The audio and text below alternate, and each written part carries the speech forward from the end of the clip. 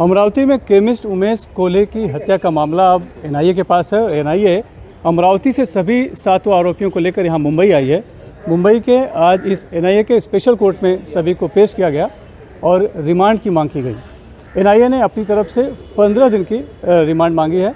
हमारे साथ इस मुद्दे पर बात करने के लिए हैं बचाव पक्ष के आरोपियों के वकील अली काशिफ खान। पहले तो काशिफ ये बताइए कि आप किन के वकील हैं? देखिए, मैं इनमें 3 लोगों को रिप्रेजेंट कर रहा हूँ।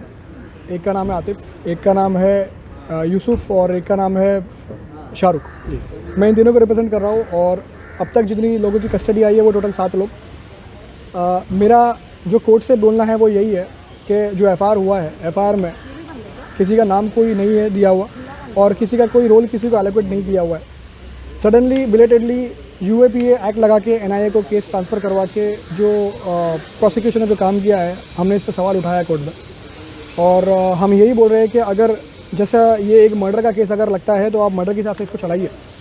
अगर प्रूव हो तो सज़ा दीजिए, लेकिन पहले प्रूव कीजिए कि किसने ये मर्डर किया है और क्यों किया है। क्योंकि आपका एलिगेशन प्रोसिक्यूशन का ये बोलता है कि 3 लोग बाइक पर सवार थे और अभी टोटल 7 लोग अरेस्ट हो चुके हैं और वो एक कोई अब्सकॉन्डिंग भी बोला जा रहा है। इसके अलावा और कितने अरेस्ट और क्या होंगे वो भी प्रोसिक्यूशन को ज़्यादा बेहतर पता होगा। तो इस चीज़ को देखते समझते हम यही समझेंगे कि प्रोसिक्यूशन जो है, अगर उनको ज़्यादा से ज़्यादा ये केस को चलवाना अगर था तो वो एलिज्ड मर्डर को केस को लेके चला सकते थे, लेकिन जिस तरीके से यूएपीए को इन्वोक किया है वो हम उसके खिलाफ है।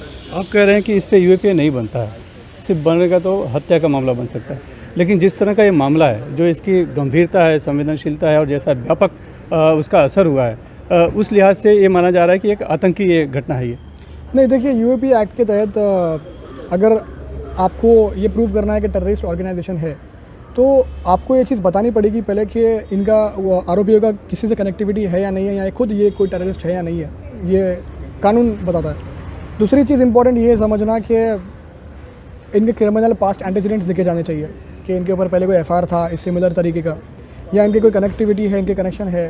तो यूएपीए जो है वो बहुत ड्रैकोनियन लॉ है, बहुत स्ट्रिक्ट लॉ है, तो इसके सेक्शंस किसी के ऊपर लगाने से पहले तहकीकात करनी बहुत ज़रूरी है। तो एनआईए तो कह रही है ना कि ये एक तरह से आतंकी मामला है और ये जो लोग हैं एक बड़ी कॉन्स्पिरेसी का हिस्सा है ये पूरे की पूरी हत्या, और ये आतंकी किसी संगठन से जुड़े हैं जिसके सबूत भी इनके पास हैं।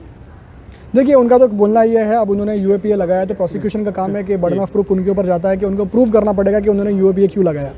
तो आज उन्होंने एक काफ़ी एलिगेशंस लगाया है आरोपियों के ऊपर कि ये लोग कनेक्टेड है किसी ऑर्गेनाइजेशन से और क्या है, लेकिन कोई ऑर्गेनाइजेशन का नाम नहीं लिया हुआ है, कोई टेररिस्ट आउटफिट का नाम नहीं लिया हुआ है।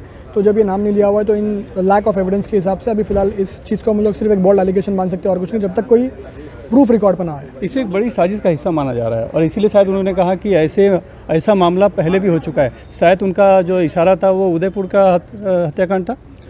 नहीं, उन्होंने ऐसा कोई मेंशन तो नहीं किया है, किसी के बारे में जिक्र भी नहीं किया है, ना उन्होंने कोई ऐसी कनेक्टिविटी दिखाई है कि वो केस का ये केस का कोई रिलेशन है।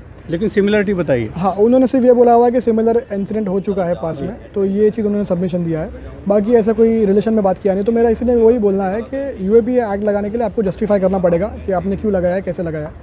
अब तक ऐसा कोई प्रूफ तो रिकॉर्ड पे एविडेंस तो आया नहीं है, लेकिन हाँ, प्रोसिक्यूशन ने ये बोला हुआ है कि उनके पास एविडेंस है और वो राइट वक्त पे उसको पुटअप करेंगे, तो हम वेट कर रहे हैं उस एविडेंस का। आपके जो 3 मुवक्किल हैं उसमें जो सबसे अहम है डॉक्टर यूसुफ खान, जिनके ऊपर आरोप है कि वो 15 साल से उमेश कोल्हे के मित्र थे और उन्होंने ही जो ब्लैक फ्रीडम ग्रुप से वो जो नूपुर शर्मा के समर्थन में पोस्ट था उसको दूसरे कलीम इब्राहिम ग्रुप में पोस्ट किया, यानी एक तरह से उकसाया उन्होंने लोगों को। आपका क्या कहना है इस पर? देखिए, आजकल सोशल मीडिया, इंटरनेट और ये इलेक्ट्रॉनिक्स की जो चीज़ें आती है, आज ये बहुत कॉमन हो गया हम सबके अंदर कि हम किसी भी एक व्हाट्सएप की न्यूज़ आ गई या व्हाट्सएप पे कोई अपडेट आ गया तो हम उसको देखे समझे बिना पढ़े बिना काफ़ी जगह पे वायरल कर देते, उसको व्हाट्सएप ग्रुप पे डाल देते, काफ़ी कुछ हो जाता है।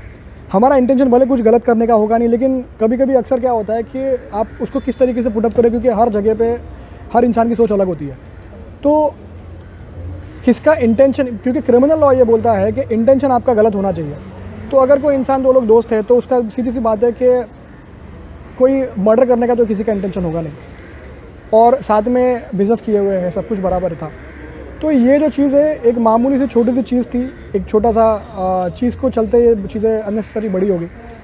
अब ये चीज़ में कितने लोग कैसे इन्वॉल्व हो गए, किसका कोई कनेक्टिविटी है या नहीं है, ये भी अभी तक कुछ प्रूव नहीं है। तो प्रोसिक्यूशन अपना काम कर रही है, हम भी चाहते हैं कि प्रोसिक्यूशन अपना काम करे और जस्टिफाई करे कि उन्होंने ये कैसे किया है और क्यों किया है।